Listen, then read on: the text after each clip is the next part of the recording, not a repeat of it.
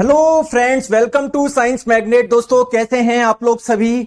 I hope सभी बहुत अच्छे हैं, शानदार हैं, जानदार हैं। दोस्तों यूनिट एंड मेजरमेंट कल हम लोगों ने स्टार्ट किया था, आज है इसका पार्ट नंबर 2। प्लीज एक बार सभी थम्स अप करके बता दीजिए। सभी आप लोग तैयार है ना? यस करके बोल दीजिए चैट में, जल्दी से बताइए। ठीक है, चलिए आ जाओ दोस्तों। आज क्लास थोड़ी सी लेट स्टार्ट हुई है, इसके लिए मैं माफी आप लोगों से चाहता हूं। ठीक है, चलिए स्टार्ट करते हैं यूनिट एंड मेजरमेंट का पार्ट नंबर 2। ठीक है, यस कमेंट यस कर दो जल्दी से यार। ठीक है, चलो आ जाओ। देखो बाकी के जितनी भी चीजें लास्ट में बात करेंगे प्लीज। अब हम लोग यहां पर देखो कल हम लोगों ने क्या क्या पढ़ा था, जल्दी से बताइए। मैंने आप लोगों को अलग अलग सिस्टम बताए थे, जैसे सीजीए सिस्टम बताया था, मैंने आप लोगों को एमकेएस सिस्टम बताया था, फिर मैंने आपको एफपीएस सिस्टम बताया था। उसके बाद में दोस्तों मैंने आप लोगों को एसआई सिस्टम बताया था नहीं बताया था। और एसआई सिस्टम में मैंने आपको बताया था कि केवल लेंथ, मास और टाइम नहीं, पूरी जो हमारे पास में 7 क्वांटिटी है, पूरी जो 7 फंडामेंटल क्वांटिटी है, 7 मूल राशियां, उन सभी के मात्रक बताए गए कि इसका मात्रक ये लेना है, इसका मात्रक ये लेना है, इसका मात्रक ये लेना है। ठीक है, चलो आ जाओ।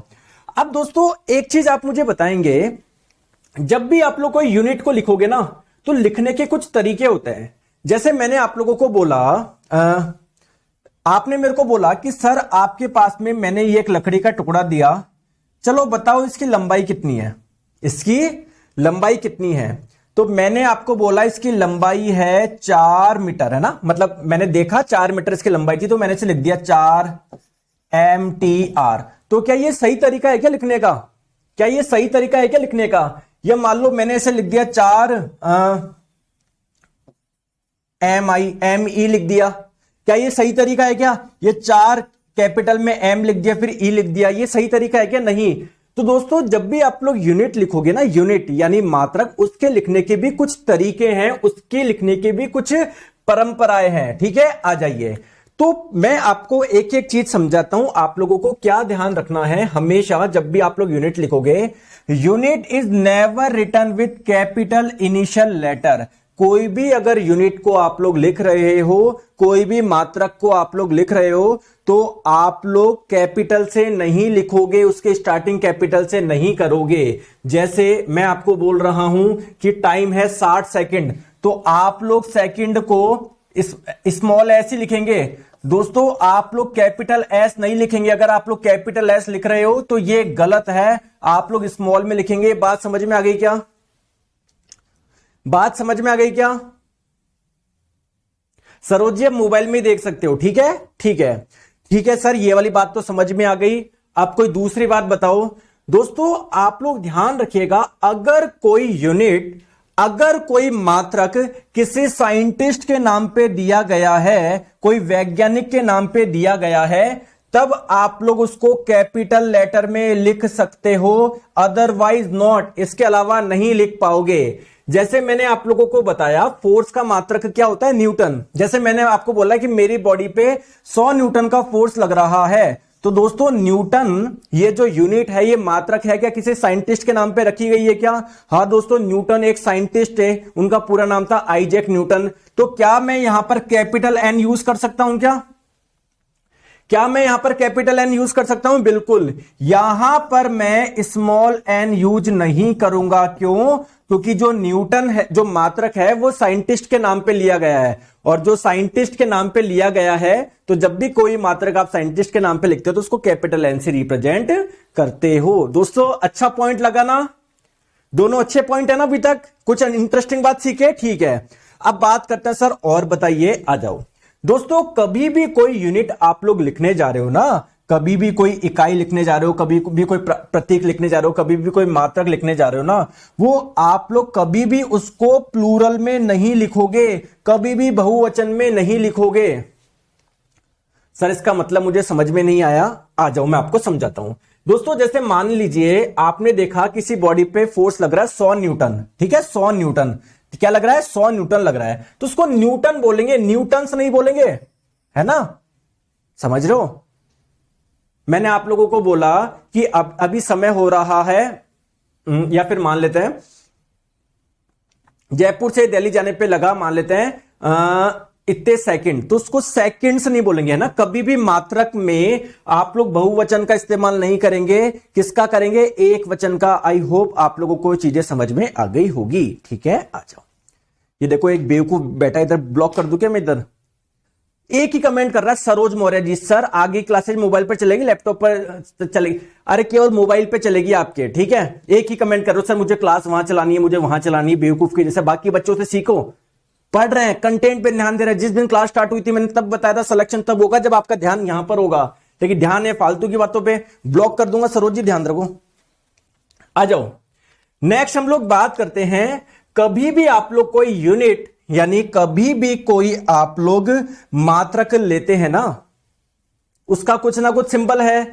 जैसे फॉर एग्जांपल न्यूटन एक यूनिट है ना, न्यूटन एक मात्रक है, उसका सिंबल क्या है, ये है। अगर मैं आप लोगों को बोलूं लेंथ का यूनिट क्या होता है, लंबाई का मात्रक क्या होता है, मीटर, और उसका सिंबल क्या है दोस्तों, आपको पता है एम। तो कभी भी आप लोग जब यूनिट का कुछ सिंबल यूज करेंगे ना, उसमें आगे फुल स्टॉप नहीं लगाएंगे। जैसे मैंने आपको बोला कि यार कि इसकी लंबाई बताओ, मैंने आपको कुछ लकड़ी का टुकड़ा दिया, इसकी लंबाई बताओ, मान लो इसकी लंबाई है 6 मीटर, तो आप लोग उसको ऐसे लिखेंगे, है ना, डॉट नहीं लगाएंगे। समझ गए बात को। मैंने आपको बोला कि यार इस वस्तु पे कितना फोर्स लग रहा है, आपने नाप के देखा 70 न्यूटन लग रहा है, तो उसको ऐसे लिखेंगे 70 न्यूटन, है ना, उसमें डॉट नहीं लगाएंगे। दोस्तों ये चारों चीजें समझ में आ गई क्या? जल्दी से बताओ, थम्स अप करो, ठीक है। आ जाओ आ जाओ।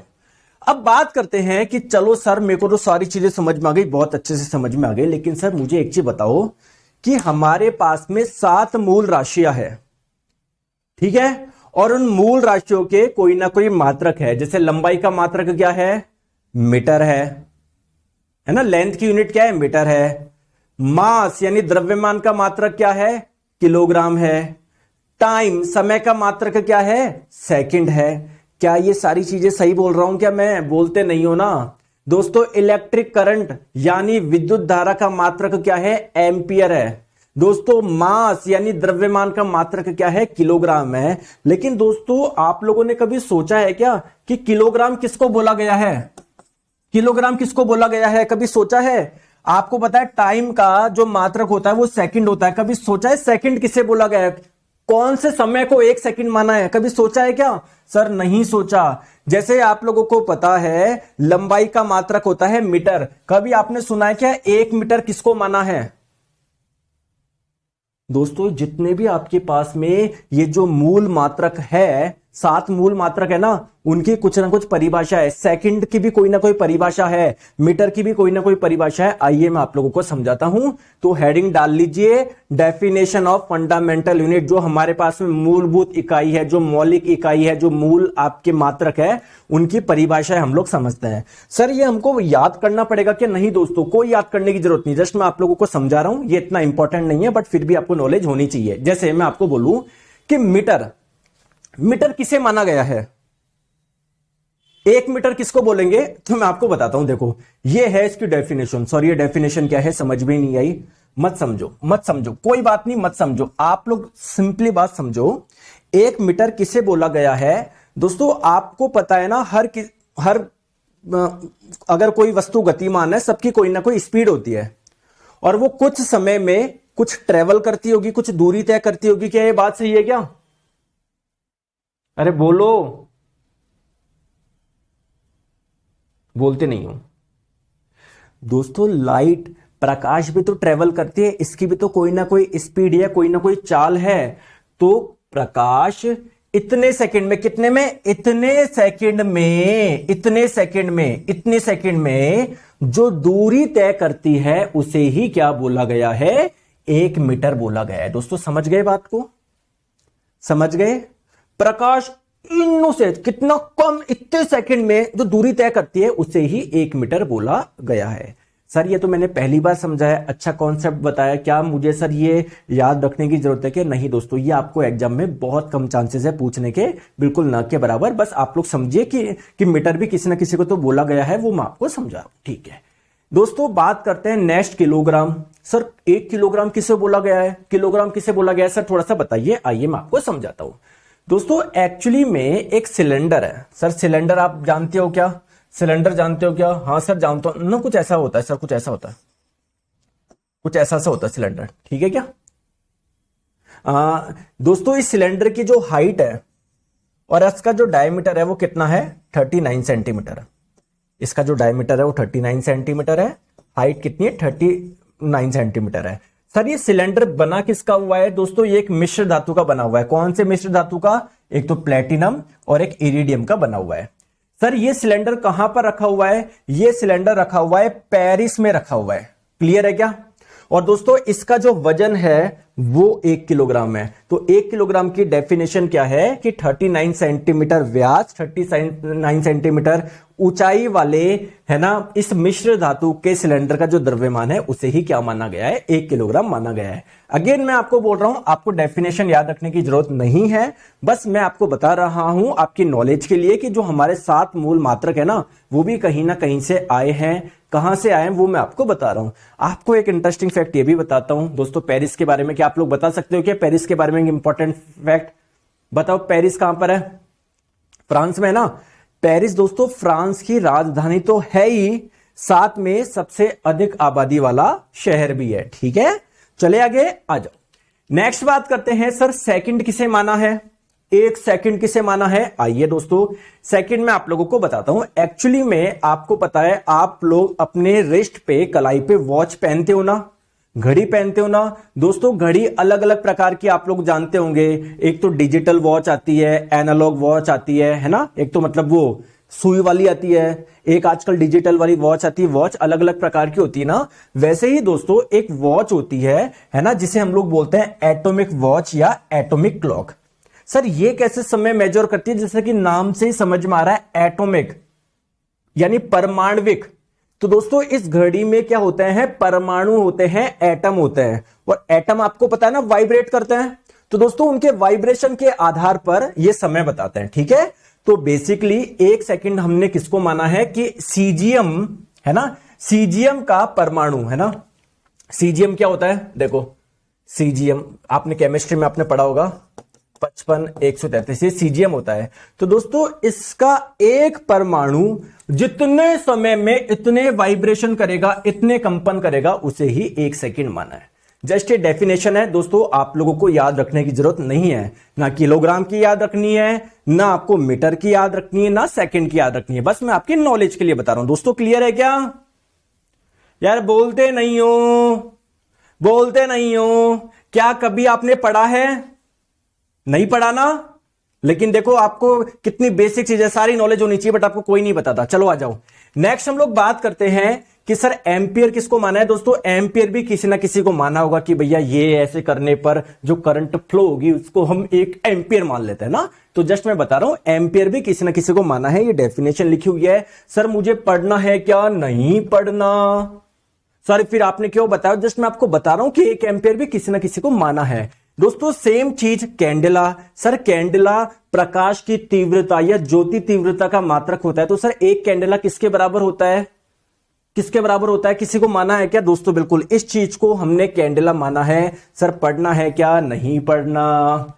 सर सेम चीज केल्विन भी किसी को माना होगा। चलो केल्विन के बारे में बताता हूं। केल्विन तो आप लोग जनरल सुनते हो। आप मुझे बताओ केल्विन क्या होगा? 1 केल्विन किसे माना है? आइए मैं आपको बताता हूं। दोस्तों जो वाटर होता है ना, पानी, उसका ट्रिपल पॉइंट टेम्परेचर होता है 273.16 केल्विन। आप लोग बोलेंगे सर ट्रिपल पॉइंट क्या होता है?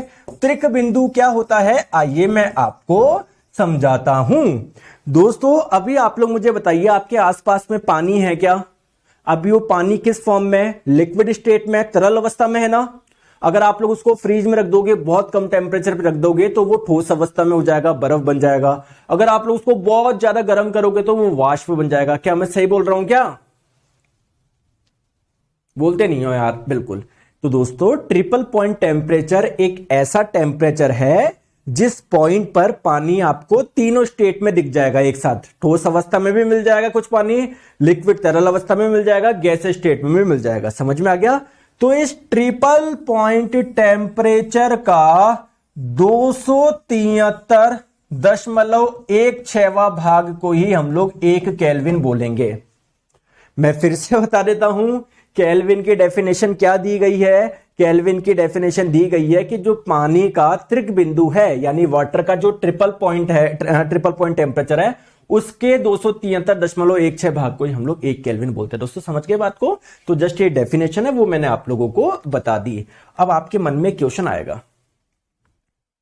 कि सर 273.16 केल्विन को अगर मैं सेल्सियस में बदलूंगा, मैं आपको बताऊंगा कैसे बदलते हैं, तो ये 0.01 डिग्री सेल्सियस के बराबर आता है। आप मेरे पास में आ गए, सर मैंने इतना कम टेम्परेचर रखा, इतना कम। आपने तो बोला था इस टेम्परेचर पे सॉलिड, लिक्विड, गैस तीनों स्टेट एक साथ मिल जाएगी। सर मेरे को तो मिली नहीं, बस पानी बहुत ठंडा हो गया, जमा भी नहीं। सर लिक्विड स्टेट ही मिली। आप तो बोल रहे हो तीनों स्टेट मिलती।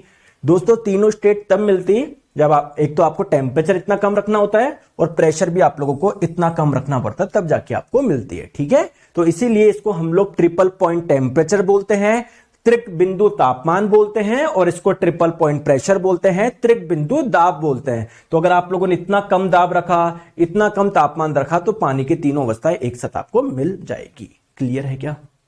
क्लियर है क्या? क्लियर है क्या? समझ में आ गई बात को?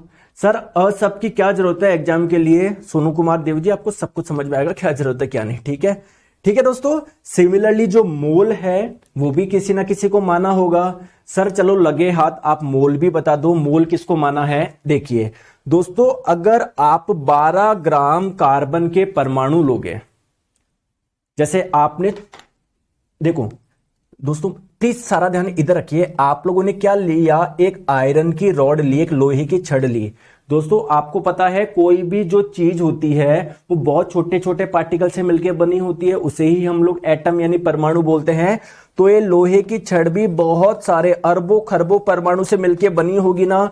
तो अगर लोहे का आप लोग 1 ग्राम लोगे ना, उसमें भी कितने सारे एटम्स यानी कितने सारे परमाणु आ जाएंगे। कभी आपने सोचा है क्या?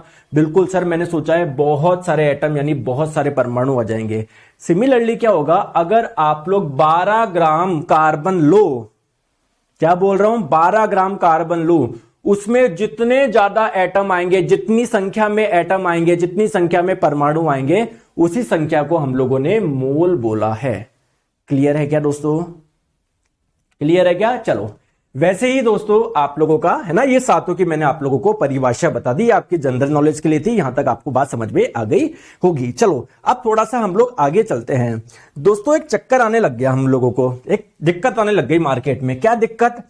आपने क्या बताया, जरा मुझे बताइए। मास यानी द्रव्यमान का मात्रक क्या होगा? किलोग्राम होगा। ठीक है सर, मैंने बताया भैया द्रव्यमान को किलोग्राम में मेजर करना है, आपने मान लिया। ठीक है सर, आप बोल रहे हो मान लिया। दोस्तों मैंने आपको बताया कि जो लेंथ होगी, जो लंबाई होगी, उसको किस में मेजर करना है, उसको मीटर में मेजर करना है। मैंने बताया, आपने मान लिया। दोस्तों जो टाइम होगा, जो समय होगा, उसको किस में मेजर करना है, उसको मेजर करना है सेकंड में। मैंने आपको बताया, आपने मान लिया। अच्छी बात है ना? अच्छी बात है ना? बिल्कुल अच्छी बात है। लेकिन दोस्तों एक चक्कर आना लग गया। आपको पता है एटम परमाणु कितना छोटा होता है? हाँ बहुत छोटा होता है सर। मैंने बोला इस परमाणु की त्रिज्या बताओ, रेडियस बताओ। आपने मुझे आके बता दी, आपने मुझे आके बता दी, मैं आपको बता रहा हूं कितनी। ठीक है ना, आपने मुझे आके बता दी सर 10⁻⁻10 मीटर, यानी आपने आके बता दी 0.00000001 मीटर। मैंने बोला यार ये कोई तरीका है लिखने का? आपने बोला सर आप ही ने तो बताया कोई भी लंबाई होगी उसको मीटर में नापो।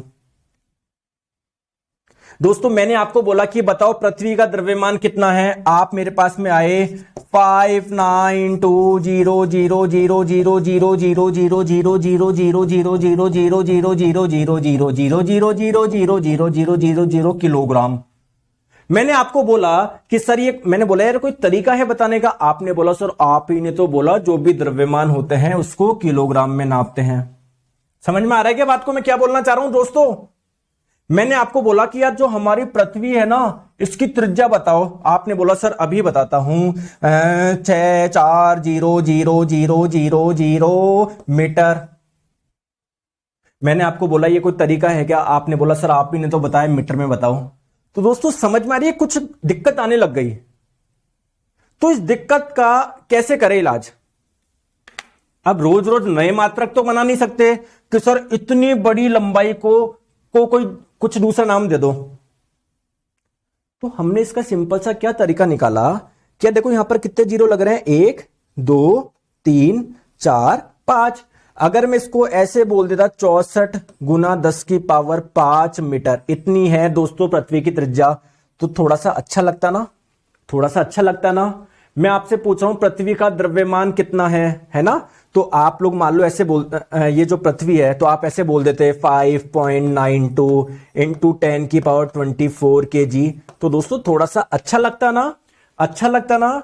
कुल मिला के आप लोगों को एक चीज समझ में आ गई, जब भी हम लोग किसी चीज का मेजरमेंट करेंगे, मापन करेंगे, उसमें 10 की पावर का बहुत ज्यादा यूज आने वाला है। आने वाला है या नहीं आने वाला बताओ? आने वाला है ना। जैसे मैं आपको बोलूं, आप में से मैंने किसी से पूछा इलेक्ट्रॉन का द्रव्यमान क्या है, आपने बता दिया 9.1 इंटू 10 की पावर -31 किलोग्राम। तो देखो यहां पर भी 10 की पावर का यूज आ रहा है ना। मैंने आपसे पूछा पृथ्वी की त्रिज्या कितनी, आपने बता दिया 6.4 इंटू 10 की पावर 6 मीटर। तो देखो यहां पर भी 10 की पावर का यूज हो रहा है ना। अरे 10 की घात का यूज हो रहा है ना, बताओ। Sir sorry to disturb you but I am still waiting for yesterday recording class. दोस्तों रिकॉर्डिंग क्लास जब भी लाइव क्लास खत्म होती है उसके 1 घंटे बाद में आपके पास में आ जाती है। तो कुल मिला के आपको समझ में आ गया कि इस 10 की पावर का बहुत ज्यादा यूज है। तो दोस्तों आइए हम लोग इस 10 की पावर के लिए कुछ यूज करेंगे। कैसे? अब बार बार 10 की पावर 24 लूंगा तो अच्छा नहीं लगेगा ना। तो 10 की पावर 24 की जगह मान लो मैंने कुछ जैसे फॉर एग्जांपल इधर देखो, प्लीज मेरी बात को ध्यान से समझो। दोस्तों की लंबाई है 4 किलोमीटर। आपको पता है इसका मतलब क्या होता है? इसका मतलब होता है 4000 मीटर, ठीक है। या इसको मैं क्या लिख सकता हूं, 4 गुना 10 की घात 3 मीटर, ये भी तो लिख सकता हूं ना। दोस्तों जितने जीरो है 10 के ऊपर उतनी घात लगा दो। 3 जीरो है, इसका मतलब 10 के ऊपर 3 घात लगा दो, बात बराबर है। जैसे मैंने आप लोगों को बोला ये बात समझ में आ गई क्या? ये बात समझ में आ गई क्या? समझ में आ गई क्या? तो दोस्तों आप बार बार ऐसा नहीं लिख के आप लोग क्या लिख देते हो, ये लिख देते हो। यानी आपने 10 की घात 3 की जगह क्या यूज कर लिया, ये के यूज कर लिया। थोड़ी सी बात समझ में आ रही है क्या? प्लीज एक बार बताओ, कमेंट करके बताओ, बताओ कमेंट करके बताइए। थोड़ी सी बात समझ में आ रही है? आ रही है? आ रही है नहीं आ रही है? तो कुल मिला के जैसे मान लो आपके पास में 4 मीटर था, इस मीटर के आगे अगर आप लोग कुछ प्रेफिक्स लगा दो, कुछ उपसर्ग लगा दो, जैसे आपने ये के लगा दिया, के एक प्रेफिक्स है, उपसर्ग है, जिसका मतलब क्या होता है, जिसका मतलब होता है 10 की घात 3, ठीक है। तो इसका मतलब क्या हो जाएगा, 4 गुना 10 की घात 3 मीटर। समझ में आ गई बात को? तो हम लोगों को उन्हीं प्रेफिक्स के बारे में समझना है, उन्हीं उपसर्ग के बारे में समझना है। जैसे के का मतलब होता है 10 की पावर 3, दोस्तों एम का मतलब होता है 10 की पावर 6, ठीक है। जैसे सी का मतलब होता है 10 की पावर -2। ऐसे ही हम लोगों को अलग अलग प्रेफिक्स, अलग अलग उपसर्ग के बारे में सीखना है। चलो आ जाओ। तो यहां पर मैं दोस्तों प्रेफिक्स लिखूंगा, सारे उपसर्ग लिखूंगा। मैं आपको बताऊंगा उस उपसर्ग का मतलब क्या है, 10 का घात कितनी, 10 की पावर कितनी, ठीक है। और उसके लिए कौन सा सिंबल यूज करेंगे ये भी मैं आपको बताऊंगा। स्टार्ट करें दोस्तों, जल्दी से बताइए, स्टार्ट करें। तो इधर मैं लिखूंगा प्रेफिक्स यानी उपसर्ग, इधर दोस्तों हो जाएगी 10 की घात, और इधर उसके लिए कौन सा सिंबल यानी कौन सा प्रतीक यूज करने वाले हैं ये मैं आप लोगों को बताऊंगा। चलो सबसे पहले हम लोग बात करते हैं दोस्तों एक्सा। दोस्तों एक्सा का मतलब होता है 10 की घात 18, और इसका सिंबल क्या होता है, कैपिटल ई। इसका मतलब क्या है, जैसे मैंने बोला कि मेरी जो लंबाई है वो 4 एक्सा मीटर है। इसका मतलब क्या है, 4 गुना, है ना, एक्सा का मतलब 10 की घात 18, इतने मीटर है। दोस्तों समझ गए बात को? समझ गए? जैसे मान लेते हैं मैंने आपको बोला कि किसी वस्तु पर 6 एक्सा न्यूटन का फोर्स लग रहा है, तो इसका मतलब क्या है, 6 तो ऐसा का ऐसे, एक्सा क्या होता है? एक्सा सर एक उपसर्ग है जिसका इस्तेमाल किसके लिए किया जाता है? 10 की घात 18 के लिए। तो 6 गुना 10 की घात 18। दोस्तों समझे ही नहीं समझे? समझ गए क्या? समझ गए बात को? ठीक है। वैसे ही दोस्तों एक प्रेफिक्स होता है, उपसर्ग होता है जिसका नाम है पेटा। पेटा कब यूज करोगे? 10 की घात 15 के लिए यूज करोगे। इसका सिंबल होता है पी। ऐसे दोस्तों अलग अलग आप लोगों के पास में क्या है? प्रेफिक्स है, अलग अलग आपके पास में उपसर्ग है। ठीक है, यहां तक बात क्लियर है? चलो अब आप ही मुझे बताएंगे, जैसे मैंने बोला, प्लीज मेरी बात को ध्यान से समझो। मैंने बोला कि किसी पानी का प्रेशर 9 गीगा पास्कल है, इसका मतलब कितना पास्कल है बताओ कमेंट करके। तो दोस्तों गीगा जो मैंने प्रेफिक्स लगाया, उपसर्ग लगाया, ये किसके लिए लगाते हो आप लोग? कैपिटल जी का मतलब क्या है? गीगा, और गीगा का मतलब होता है 10 की घात 9। तो आप लोग बोलेंगे सर 9 गुना 10 की घात 9 पास्कल, ये बोलना चाह रहे हो आप। समझ में आ गई बात को? समझ में आ गई? आ गई? मैंने आप लोगों को बोला दोस्तों, इधर 5 लिख दिया गलती से, 6 आएगा, इधर 6 आएगा ना, इधर 6 आएगा। मैंने आप लोगों को बोला कि किसी वस्तु पर 5 मेगा न्यूटन का फोर्स लग रहा है, इसका मतलब क्या है? तो आप लोग बोलोगे सर मेगा का मतलब होता है 10 की घात 6। तो आप लोग बोलोगे 5 गुना 10 की घात 6, इतने न्यूटन का फोर्स लग रहा है। समझ में आ गई क्या? आ गई बात समझ में? आ गई? चले आगे आ जाओ। सर केवल इतने प्रेफिक्स होते हैं दोस्तों? और होते हैं, बहुत सारे होते हैं, बहुत सारे होते हैं, बहुत सारे होते हैं, बहुत सारे होते हैं, बहुत सारे होते हैं। चलो मैं आपको बताता हूं। मैंने आपको बोला किसी की लंबाई है 8 सेंटीमीटर, इसका मतलब क्या है बताओ दोस्तों? सी किसके लिए यूज करते हो आप लोग? सी किसके लिए? सेंटी के लिए। और सेंटी का मतलब क्या है? 10 की घात -2। तो 8 गुना 10 की घात -2।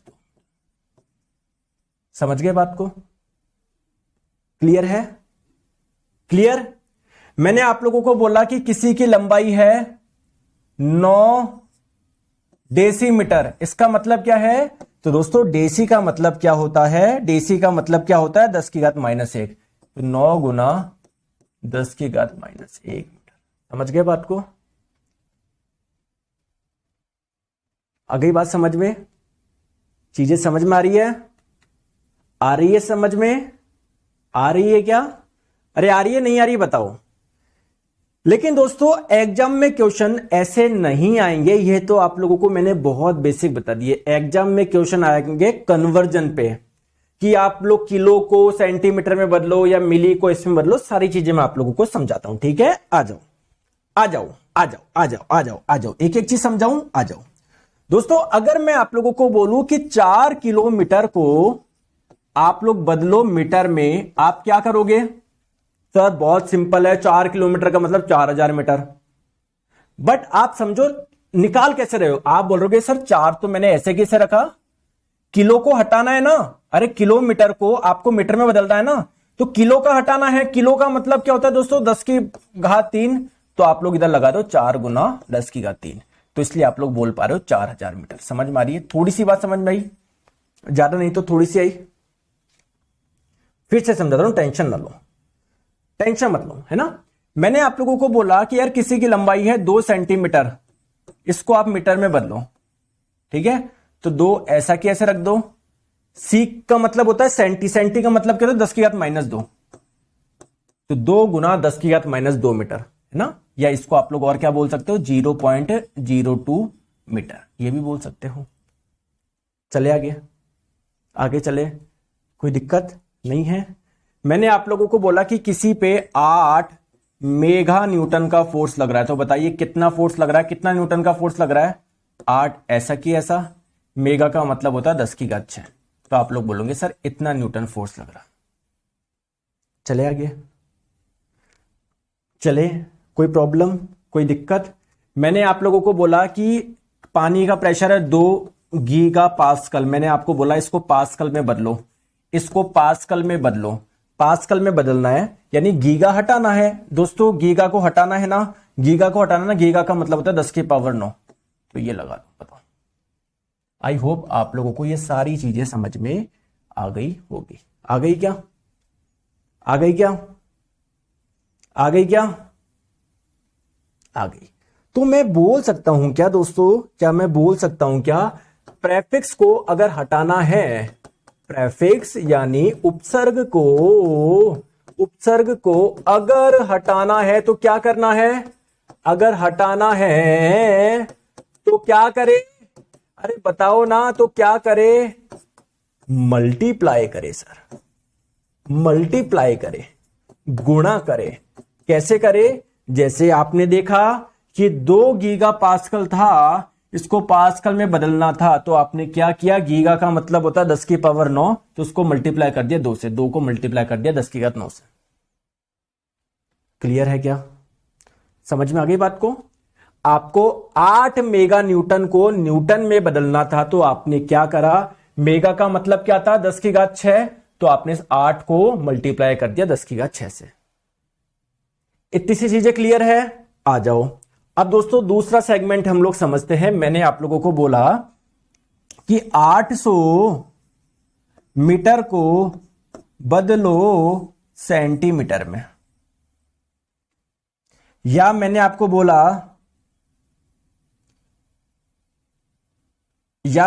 बोला, कुछ भी एग्जांपल लेते हैं, मैंने बोला कि 50,000 मेगा पास्कल, सॉरी 50,000 पास्कल को बदलो मेगा पास्कल में। बताओ कैसे करोगे, कैसे करोगे, कैसे करोगे।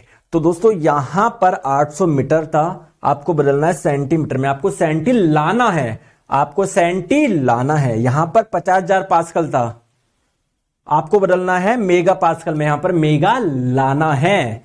तो दोस्तों एक चीज ध्यान रखेंगे आप लोग हमेशा, अगर आपको अगर प्रेफिक्स यानी उपसर्ग लाना है ना, प्रेफिक्स यानी उपसर्ग लाना है ना, लाना है, तो क्या करे, तो क्या करना है, तो क्या करना है, डिवाइड करना है सर, भाग देना है सर। नहीं आया समझ में, आइए मैं आपको बताता हूं दोस्तों। 800 मीटर है ना, आपको क्या करना है, सेंटी लेकर आना है। तो अगर प्रेफिक्स या उपसर्ग लाना है तो क्या करना है, डिवाइड करना है। दोस्तों सेंटी का मतलब क्या होता है, 10 की पावर -2 ना। तो देखो 800 मीटर था, आपको सेंटी लेकर आना है ना, तो 10 की पावर -2 से डिवाइड कर दो।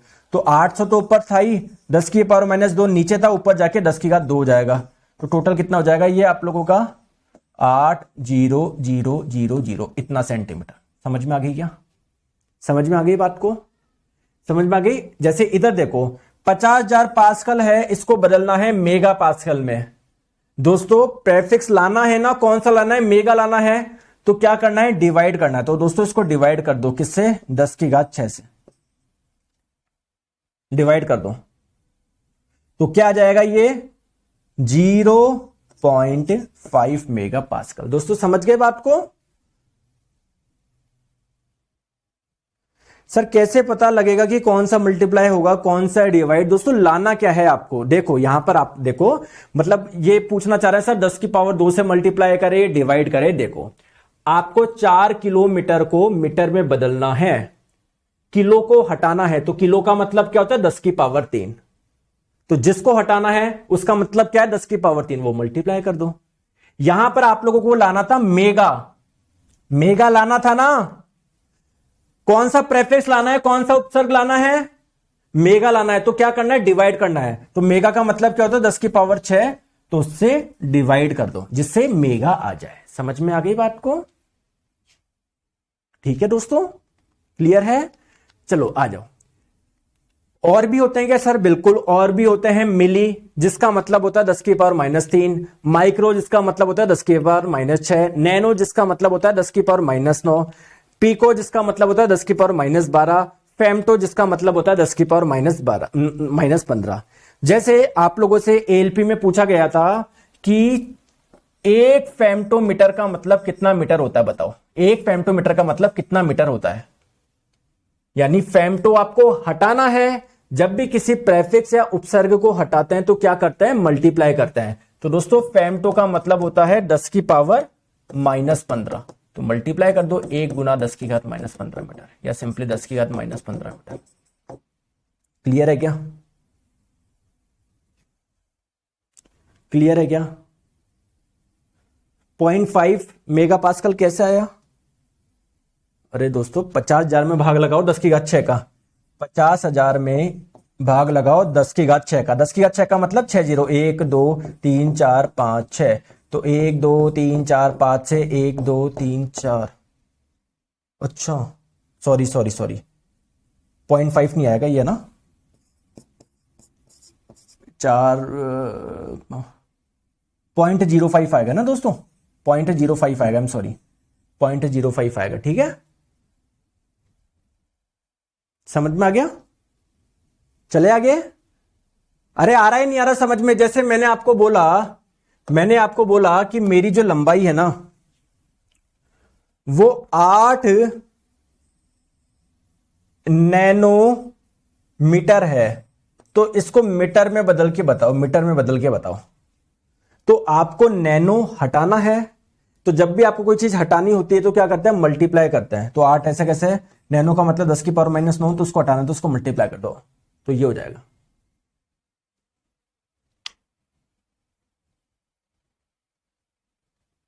क्लियर है क्या? क्लियर है?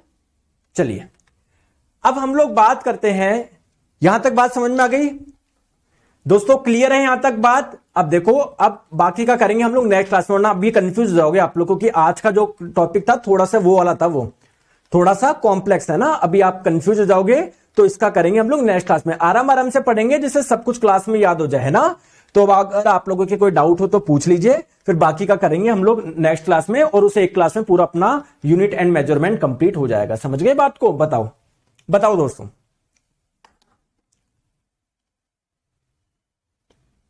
सर आपका कोर्स का काफी समय से इंतजार था, जैसे ही देखा बाय कर लिया। ओके, लेकिन कुछ लोगों को 499 में चाहिए। चलो कोई बात नहीं, और बच्चों को नहीं पता होता कंटेंट की वैल्यू वगैरह, उन्होंने कर दिया, आप दिल से मत लगाओ। आप बताओ दोस्तों, मजा आ रहा है पढ़ने में? देखो एक चीज आप लोग हमेशा ध्यान रखो जीवन में, प्लीज मेरी बात को आप लोग ध्यान से समझिएगा। एक चीज आप लोग हमेशा ध्यान रखना। क्या ध्यान रखे सर, प्लीज बताइए, मैं आपको समझाता हूं।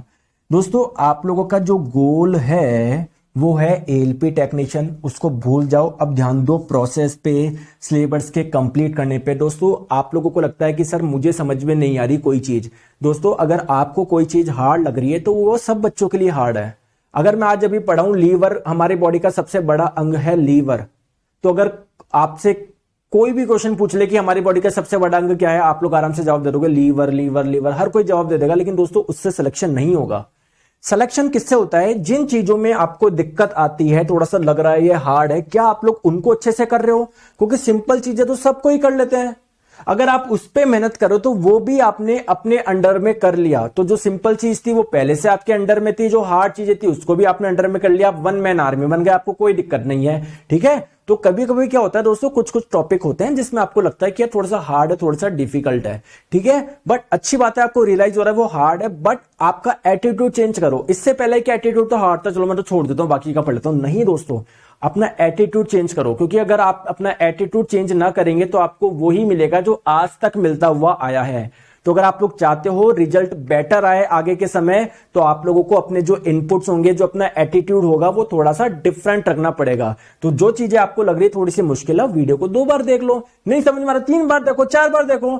ऐसा तो नहीं ना जीवन वो चीज बनी ही ऐसी है भाई, आपके लिए तो बनी है, आपके सिलेबस में डाली तो आपके लेवल की है ना, समझ रहे हो बात को? और बताओ सर जी लैपटॉप पे क्लास अवेलेबल है क्या? नहीं दोस्तों, केवल आप लोगों को मोबाइल पे मिलेगी। ठीक है, इंजीनियरिंग ड्राइंग का क्लास कब स्टार्ट होगा दोस्तों? पहले तो भी यूनिट मेजरमेंट है, फिर हम लोग स्पीड एंड वेलोसिटी पढ़ेंगे ना, लास्ट में पढ़ेंगे इंजीनियरिंग ड्राइंग, सबसे लास्ट में। ठीक है, ओके, तो आज के लिए रखते हैं, मिलते हैं दोस्तों नेक्स्ट क्लास में। कल संडे, कल ऑफ रहेगा, बढ़िया रिवीजन करिए, फिर हम लोग अगली क्लास होगी मंडे को। ठीक है, बाय बाय।